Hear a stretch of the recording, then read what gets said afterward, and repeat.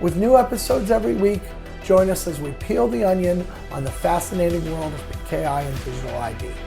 Hello and welcome to Root Causes, the PKI and Security podcast where a pair of industry veterans talk about all matters digital certificates and PKI. I'm Tim Callan, Chief Experience Officer at Sectigo, and I'm here with Jason Sirocco, Senior Fellow at Sectigo. So Jason, it's the end of the year, and as we always do, we do a set of predictions for the new year, and then we also have decided to rate our predictions for the previous year. So we did a set of predictions in 2024. I have them written down here. You may also. And why don't we just go down them, slime them out, see how we did. Start it off. All right, first one off, shortened certificate lifespans. We predicted, I think I was pretty bold in predicting that there would be a clarified timeline, and that would be clarified by the summer, and it would be a hard requirement by 2025. So I definitely failed that one. Yeah, I think were some reasons for it, Right. but we're not far off. I think that's the defense of it. Well, the good news is, first of all, I get to make the same prediction again, so I don't have to think of new predictions. So that's nice. It makes it easier for me. Second one is there was definite progress. It was just slower progress than I was expecting. We're going to get there. We didn't get there in 2025.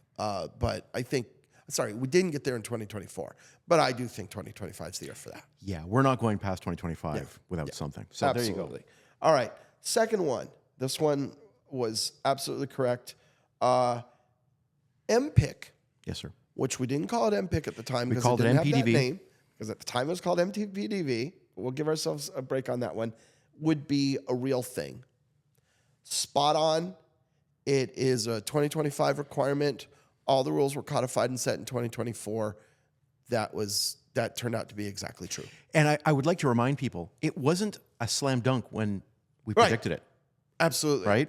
It was very debated and fuzzy and unclear when we made that prediction. But what was clear was that the BGP threat was real. Yes.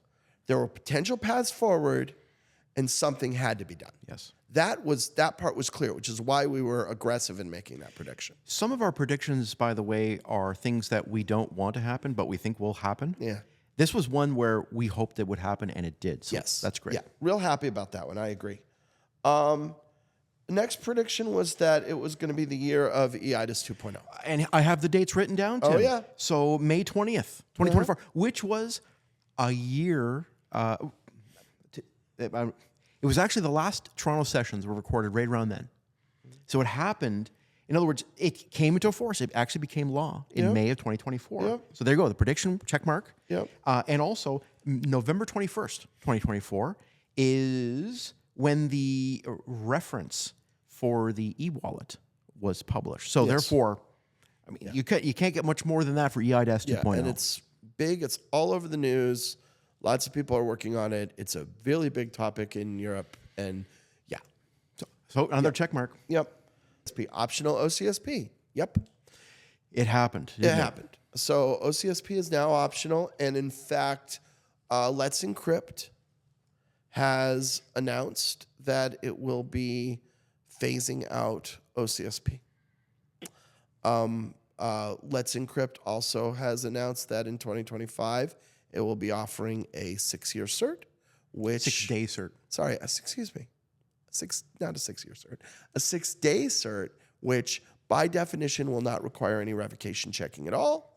And I expect that there will be no revocation checking, no OCSP, no CRL associated with that certificate from Let's Encrypt when it comes. And so when you look at those two things in conjunction, the optional OCSP thing really is here.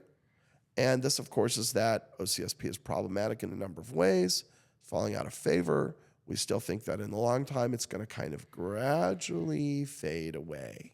For those of you interested, I don't have the number of the podcast, but we did do a podcast on OCSP's privacy problem. Yes, that's the one to go listen to. And you'll learn about the privacy problem with OCSP.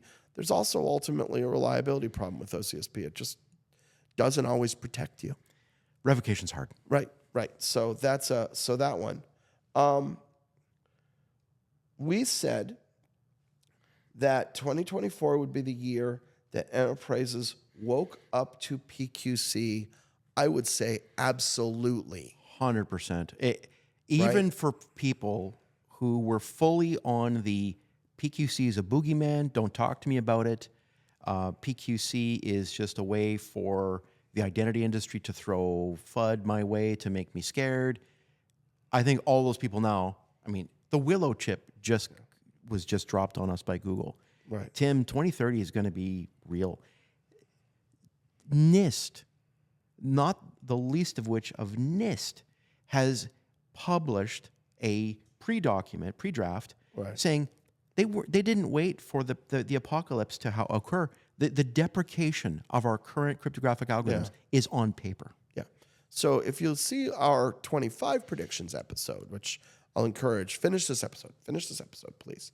But then if you go to our 25 predictions episode, one of the things you'll see we're predicting there is we're predicting continued progress in this. I won't repeat that. You can see it from that episode, but we talk more about what 25 holds in this regard.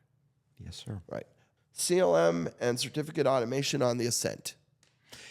Tim, during your predictions for 2025, you had said that the CLM in the past and automation were a thin slice of the population, Right. and now it's completely gone to the inverse, which is now, I think people are at least thinking, the majority of people are at least thinking about automating, and they have to because of shortened certificate lifespans, have to because of PQC and other things, outages, risk that the people are waking up to. Yep. And it's very true. I think that certificate lifecycle management and automation are on the top of people's minds. Absolutely. Very much so. I agree. I don't know how to put a number on it, but it's just much better understood. That year made such a difference in terms of people just knowing about the category, knowing the word, knowing about the need, right, in a way that they hadn't before. The continued deterioration of the password and MFA. Holy smokes, did we ever see a lot of that? I have a few notes on that, Tim, which are one of the big things in 2024 in terms of a look back. Snowflake did not have mandatory MFA. Oh, my God. Google had to do the same thing. They followed suit as a major public cloud infrastructure provider. But we also had things such as in the MFA world, Authquake, major attacks against MFA. And on the bright side, Microsoft, we had a podcast not that long ago about, hey, the passkeys are slow uptake. Yeah. Well, the good news is Microsoft, in its slow rollout of passkeys, is doing it, I think, in a very smart way. Xbox, Office 365, Copilot.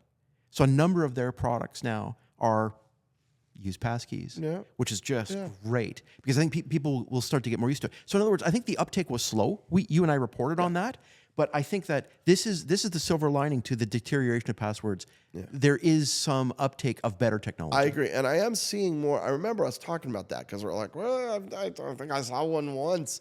I am seeing more passkeys now than I was then. Good. Right? It is showing up more in the ecosystem. It was longer than I was predicting it would take. But here we are. Yeah. And then, of course, government versus the internet. Wow, were we right there? Oh, yeah. Oh, my God. This is one where I didn't want to be right. Tim didn't want to be right. But I think this wasn't just Tim and I being cynical. This was just reading the room. And realizing, wow, governments are really up to some funky stuff. Not the least of which is EIDAS 2.0. EIDAS 2.0 in many ways is great. And I've said this multiple times, and I'm going to stand by what I said. In many ways, it's great. In many ways, I'm a huge fan. But it has built into this fundamental government backdoor that is, first of all, there is a definite worry about competency. And then connected to that, though, is there is a very serious worry about governments choosing to do the right thing. In fact, I'll go a step further. I would be flabbergasted beyond belief if we saw governments genuinely choose to do the right thing. Stay tuned for an episode we're about to record on Crypto Wars 3.0. Yeah. Watch for that one. And so government versus the internet didn't let up, isn't letting up. Once again, check our 2025 predictions. You'll see it there too, because unfortunately, this is our world. Unfortunately, we were right. All right.